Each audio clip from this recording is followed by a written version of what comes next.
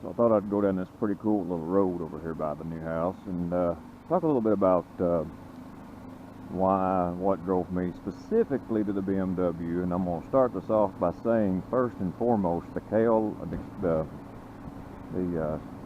Kawasaki Versys 300X is an extremely good bike. It is. I would fare to say that for me it would just about tie between them. There's two things I didn't really like about it. One, it had the Ninja 300 motor, and although that is a great bulletproof motor, I just like the single. It being down to 300 cc's, I just for an on and off road bike, I'd rather have the single cylinder power plant, a little better torque.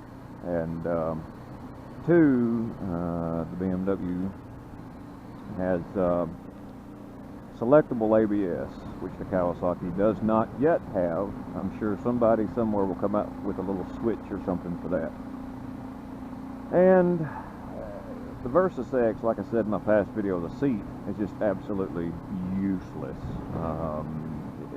Zero comfort to that seat at all. I mean, like the second you sit on it in a showroom, you instantly want to get right back off of it. It's that bad. But Seat Concepts already makes the seat kit for that. So that you know, that would solve that problem. And if you bought a Versys 300 and you paid for the Seat Concept seat, you would still have less money in it than what you would in the BMW. So take that for what you want. And actually, I know that you're supposed to have spoke wheels for off-road bike. Any true off-road bike's got spoke wheels. Well, I'm not a fan of that. I like the fact that I can carry my little tire plug kit with me, and if I get a nail in a tire and it goes flat, I can plug the tire and shoot some air back into it and be on my way.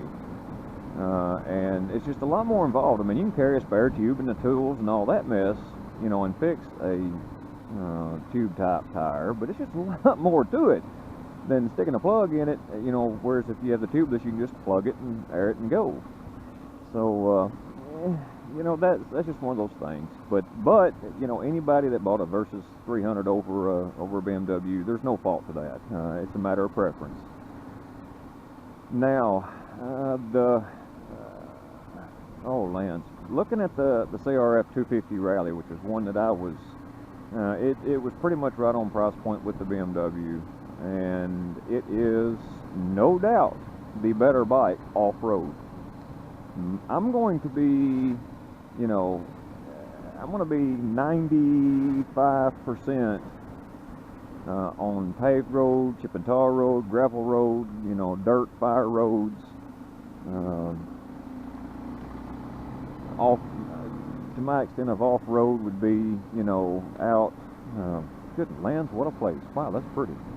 Anyway, you know, my off-roading is going to be limited to pretty much maybe down at the farm, riding around in the fields, and that's not like true hard off-road. Not if you watch, you know, some serious trails, trail riding. So anyway, also for me, I didn't like the height. I was wanting to stay around a 32-inch seat height, 32, 33. Now this bike, I forgot to mention, does have the optional taller seat. They also make a standard, of course, comes with the standard seat, but they also make a lower seat too. So there's 3 seats you can get for the 300, or the BMW 310 GS. This has the optional taller seat, which gives it a 33.8 or something. I looked it up the other day when I replied to somebody on it. In hindsight, I think it would have been just fine with a standard seat on it. I really do. But I was thinking, you know, more leg room while sitting up on the seat without being so tall that I'd be on my absolute tippy toes. And it accomplished that. It did just exactly that. So, but I think I would have been fine with a standard seat. Now, I was looking at the dual sports, and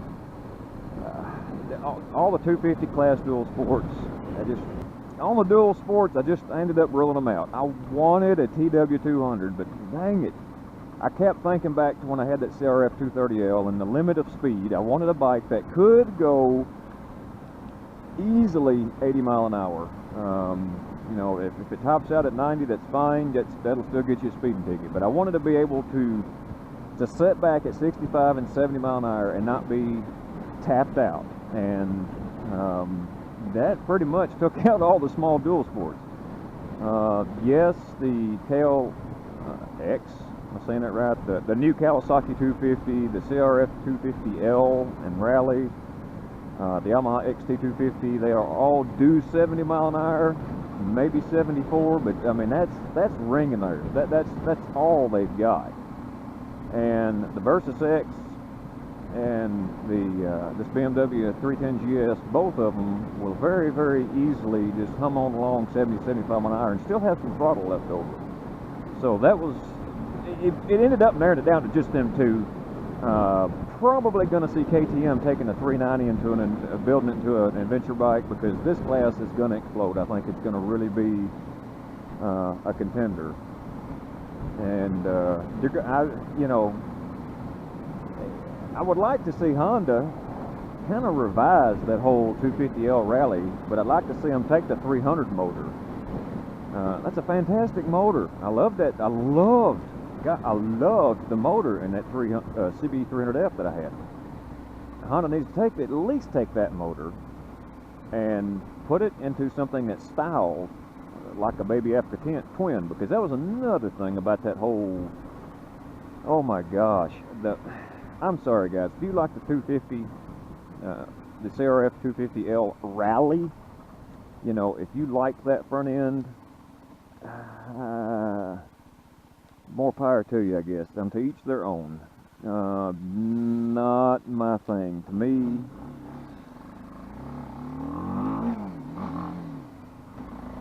trying to stay out of that RPM range.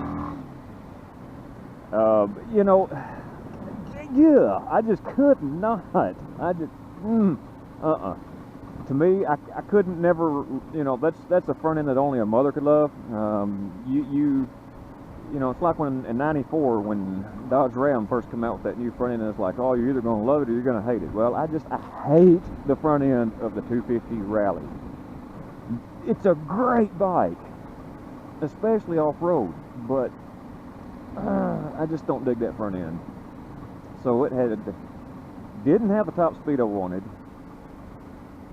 It was taller than I wanted, and I did not like the looks of it. I'm gonna get so freaking lost today. I have no freaking clue where this road goes. What is this road? I don't even know what this road is. And I was asked, I had to get on a different road, get out of that high-speed wind. I was asked about, you know, why I didn't pick like a KLR 650.